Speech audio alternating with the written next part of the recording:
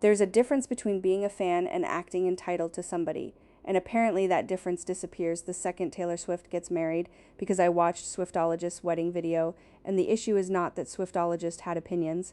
You're allowed to have opinions, you're allowed to think an MSG wedding is too big, too branded, too theatrical, too anything. But this video takes a private marriage built around leaks, rumors, blurry images, alleged sightings, and a deleted tweet and turns it into a scavenger hunt.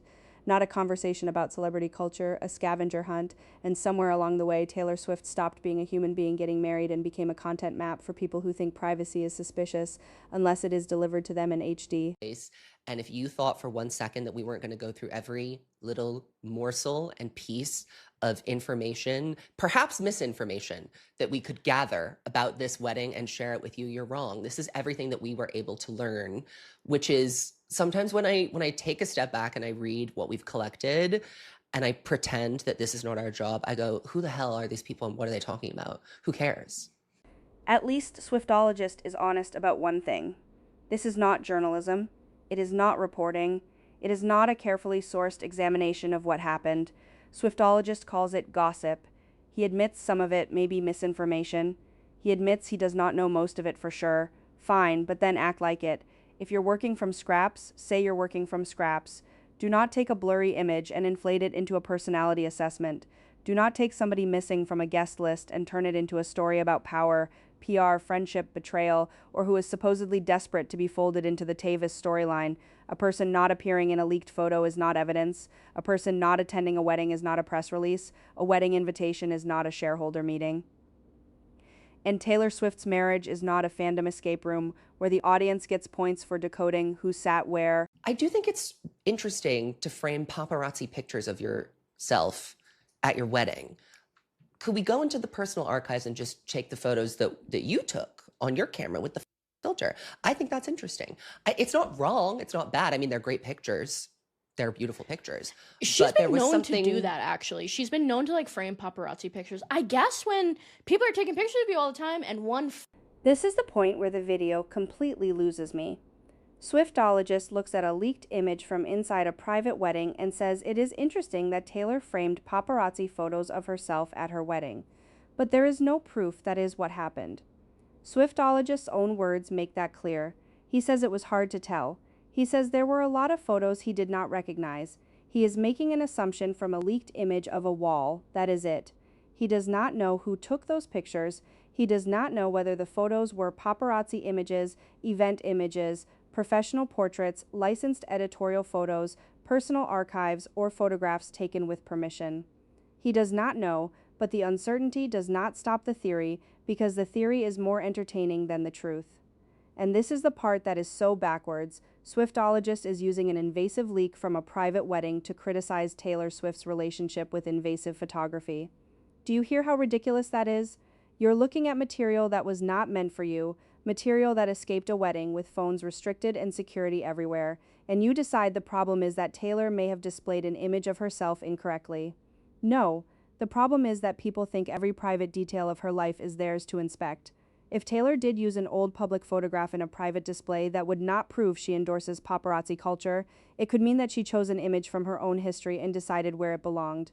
That is not surrendering control, that is taking control back. And if the photo was not paparazzi at all, which again nobody has established, then this entire criticism is a house built on a blurry leak and a guess. I would have to say that is one of my biggest pieces of evidence that she don't f with us anymore. She used to. She hates us. She hates the fact that if that's true, and she didn't make an Instagram post like, this is my puppy, this is my dog, she hates us. She doesn't want us to even know that she has a dog. Okay. I have so many thoughts about this. First of all, Meredith is seething. Somewhere in this world, Meredith is absolutely... Then there's the alleged dog. Swiftologist sees a possible dog in a leaked wedding image and jokes that if Taylor adopted a dog but did not announce it on Instagram, she hates us. Maybe it is a joke, but it is also the exact problem. Taylor Swift does not owe the internet a pet reveal. She does not owe fans her wedding album.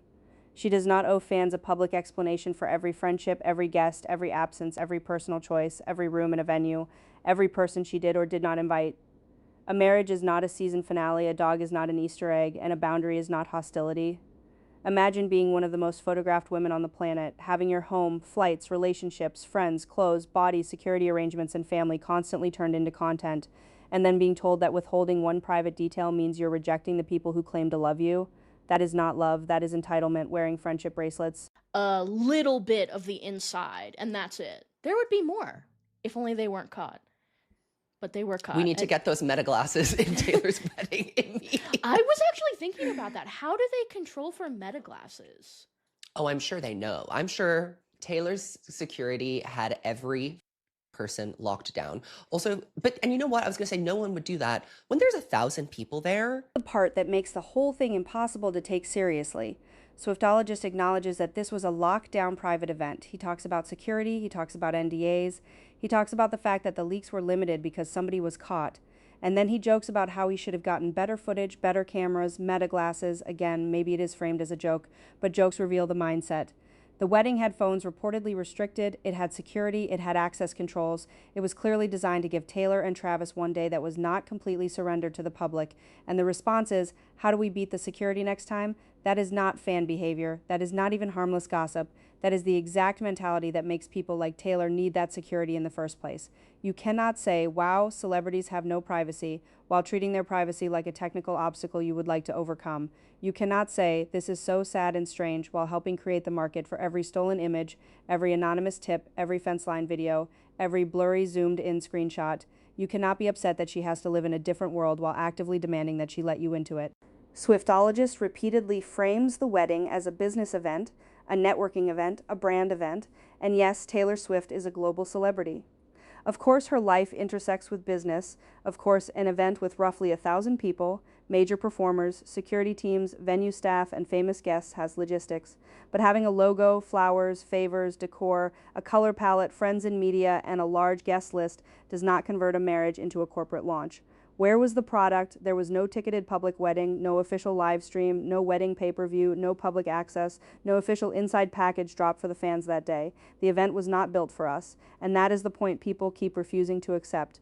Taylor Swift can have a private event that is still visually elaborate. She can be sentimental, dramatic, theatrical, romantic, and over the top, because that is who she is. A wedding can be beautiful and excessive. It can be public-facing in some ways and private in the ways that matter. It can have famous guests and still be a real marriage between two people. The fact that somebody famous does something at scale does not mean the public is entitled to the raw footage. People to stop treating every celebrity wedding guest list like an FBI evidence board.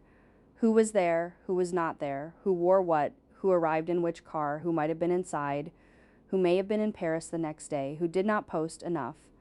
You do not know why somebody was absent. You do not know whether they were invited. You do not know whether they had work, family obligations, illness, travel issues, private plans, or simply did not want their presence turned into an online referendum on their relationship with Taylor Swift. And more importantly, you do not need to know. Taylor does not need to prove that every friendship is intact by seating people at a table where somebody can leak the seating chart for strangers to study. That sentence sounds absurd because it is absurd, but that is where this culture goes when nobody says stop. You can criticize Taylor Swift, you can criticize celebrity excess, you can criticize the scale of the wedding, you can criticize the media spectacle around it.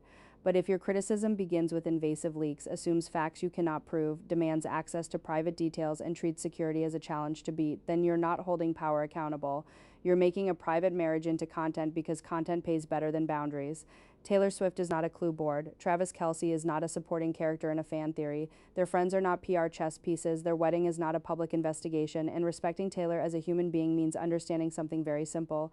You can be a fan without needing a seat at the table. You can be curious without becoming invasive. And you can care about somebody's work without believing their life belongs to you. That is the line Swiftologist video keeps crossing, not because it is critical, because it mistakes access for intimacy and gossip for respect.